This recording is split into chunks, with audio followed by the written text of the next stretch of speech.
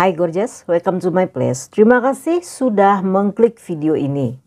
Kali ini aku akan bawain dua kasus pendek berbeda yang digabung jadi satu.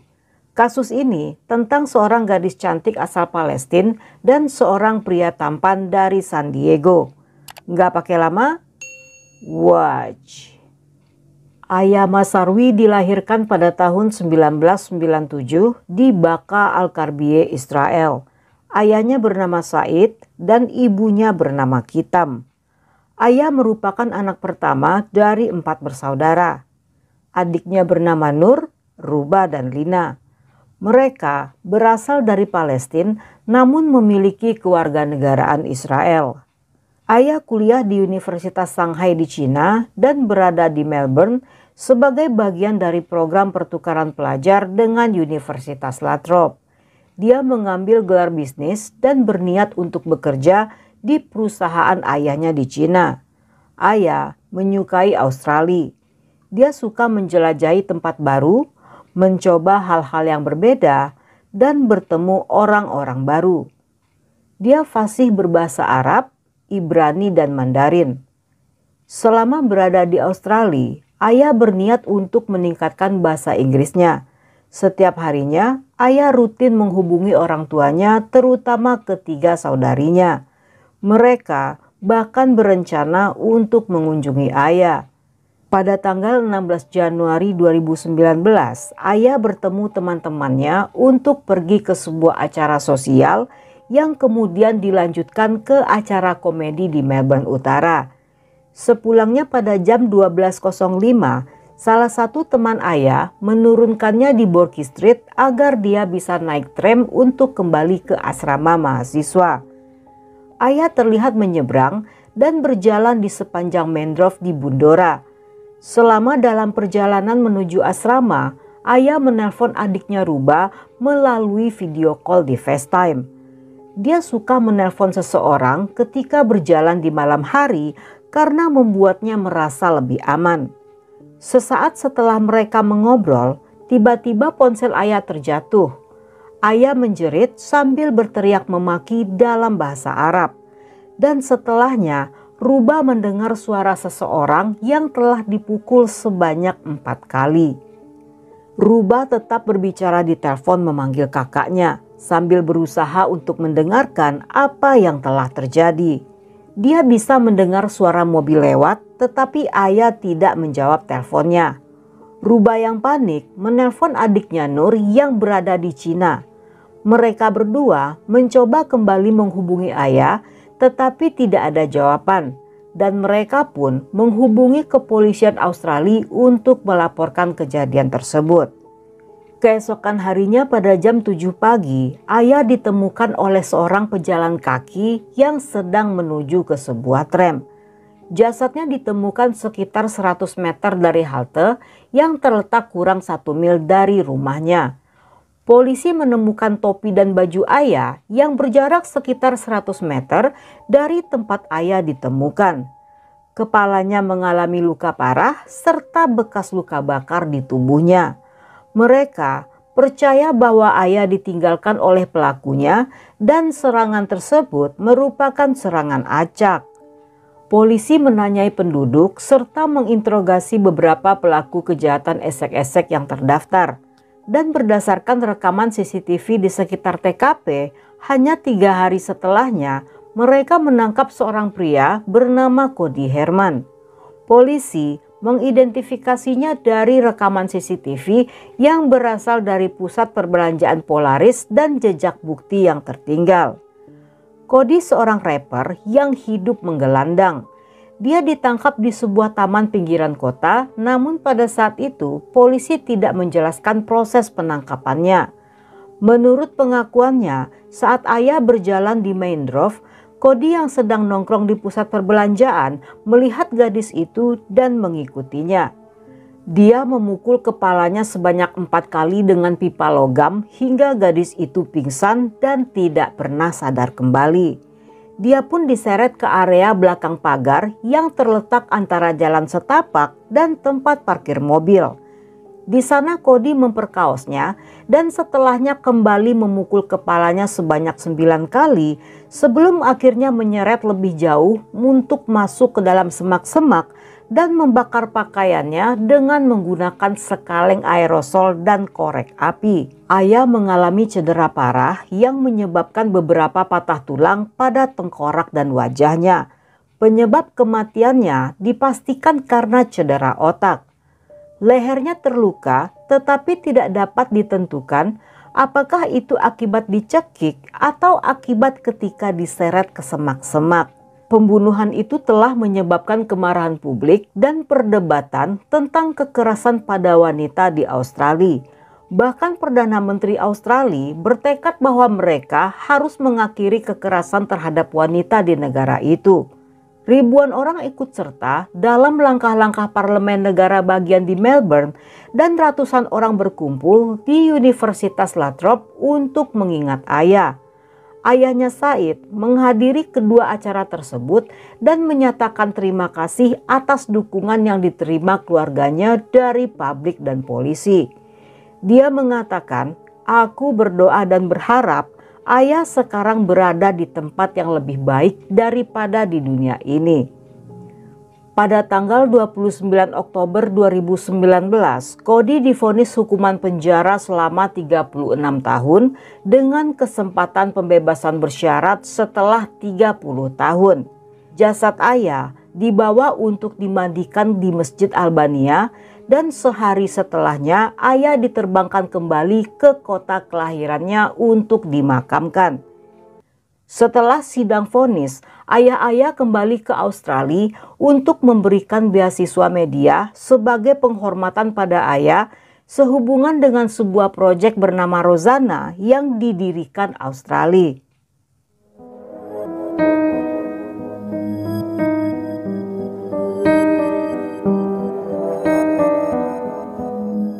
Ali Nasar Abu Laban dilahirkan pada tanggal 18 Mei 1992 di Amerika.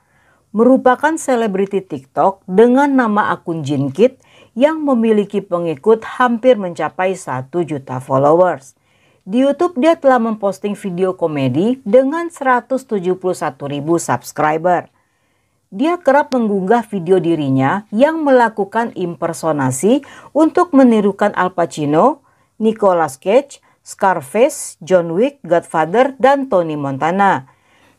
Di tahun 2017, Ali menikahi kekasihnya yang bernama Anna dan setahun setelahnya mereka memiliki seorang putri bernama Amira. Dalam beberapa video TikTok, Anna ikut tampil bersamanya dan Ali menggambarkan Anna sebagai cinta dalam hidupnya.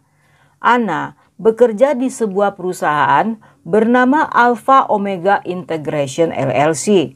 Dia digambarkan sebagai wanita cantik, mandiri, yang memiliki lingkungan pergaulan sangat luas. Hal ini bertolak belakang dengan Ali yang tidak memiliki teman. Bahkan satu-satunya teman Ali adalah sepupunya yang bernama Louis Marinari. Pada bulan Februari 2020, ketika pasangan itu pindah ke sebuah apartemen mewah di San Diego, disinilah kehidupan sosial Anna semakin berkembang. Dia mendapatkan banyak teman-teman baru. Hal ini membuat Ali sangat cemburu karena tidak mengetahui kemana dan apa kegiatan Anna selama bersama teman-temannya. Dia selalu ingin tahu apa yang dilakukan Anna sepanjang hari. Namun sayangnya teman-teman Anna tidak tertarik untuk bergaul dengan Ali karena mereka tidak menyukai sikap Ali yang toksik. Ali sangat mencintai Anna sehingga menjadi sangat terobsesi dan selalu ingin mengendalikannya. Kecemburuannya membuat Ali mencurigai Anna telah berselingkuh dengan pria lain. Karena hal ini, Ali seringkali melakukan KDRT baik secara fisik dan emosional. Hal ini membuat Anna tidak nyaman dan memutuskan akan berpisah dengan Ali. Di tanggal 18 Oktober, Anna mengajukan perceraian dan melalui pesan SMS, Anna meminta Ali untuk meninggalkan apartemen mereka. Pada awalnya, Ali mengira bahwa hal itu hanya bersifat sementara dan mereka tentunya akan kembali bersama-sama. Namun setelah perpisahan mereka, di hari-hari berikutnya, Ali mulai menguntit Ana untuk mengetahui apa saja yang akan dilakukan wanita itu. 3 hari kemudian, saat Ana tidak berada di rumah, dengan menggunakan kunci cadangan, Ali masuk ke apartemen Ana, mengobrak-abrik seisi rumah, dan memasang aplikasi penyadap di iPad milik putrinya. Setelahnya, Ali kembali ke hotelnya dan memantau mereka melalui aplikasi tersebut. Sekitar jam 3 siang, ketika Ali mendengar suara Ana dan suara seorang pria sedang tertawa di apartemen itu, seketika Ali menjadi sangat kesal dan kembali datang ke sana dengan membawa sebuah senpi. Dia menembak pria teman Ana yang bernama Rayburn Cadenas Baron sebanyak 3 kali di leher, pipi, dan belakang kepala. Sedangkan Ana ditembak di bagian dahi. Setelah melenyapkan keduanya, Ali pun melarikan diri dari sana. Namun salah seorang tetangga mendengar tembakan tersebut dan melihat Ali yang keluar dari apartemen Ana. Polisi berhasil mengetahui pelakunya berdasarkan dari rekaman CCTV apartemen dan CCTV tetangga Ali yang memastikan jika pria itu keluar dari apartemen tepat setelah sang tetangga mendengar suara tembakan. Ali ditangkap 45 menit kemudian di rute 15 dekat Interstate 805.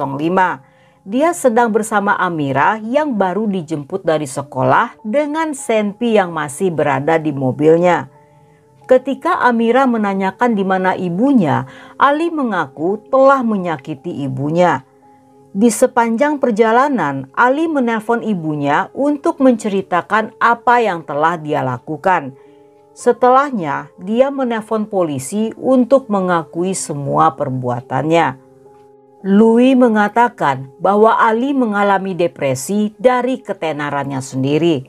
Dia merasa tidak aman dan ingin melarikan diri dari depresinya. Namun karena mereka memiliki kehidupan sosial yang sangat besar, Ali tidak bisa mengendalikannya dan hal inilah yang membuatnya gila. Dengan ketenaran, Ali merasa tidak aman sehingga merubahnya menjadi seorang monster. Inilah yang kemudian menyebabkan Ali melenyapkan Ana. Walaupun hubungan mereka sangat dekat, tetapi Louis ingin agar Ali dihukum karena telah melenyapkan 2 orang yang tidak bersalah. Menurut polisi, pasangan itu dilaporkan memiliki hubungan yang kacau. Diketahui pada bulan September, Ana sempat menelpon polisi dan menuduh Ali telah mendorongnya sehingga menyebabkan tubuhnya terluka.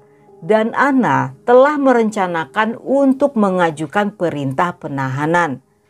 Berdasarkan bukti-bukti, polisi tidak menemukan adanya hubungan perselingkuhan di antara Ana dan Rayburn seperti yang dicurigai oleh Ali. Hakim memerintahkan agar Ali ditahan tanpa jaminan dan dilarang bertemu putri serta keluarganya.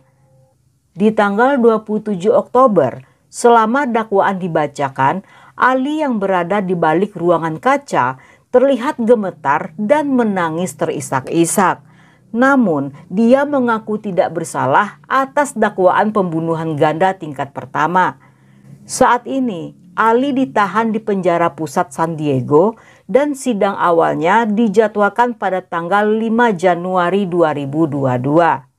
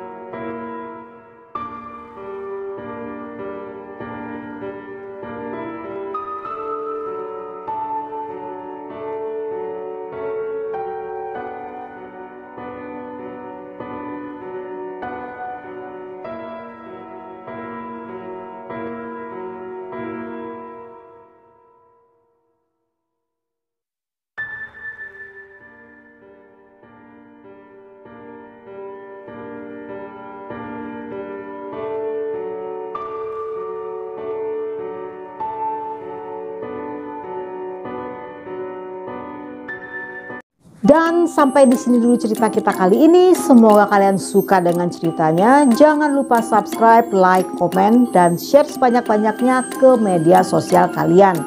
Dan buat kalian yang masih betah hingga akhir, thank you, love you, have a nice day, and then see ya.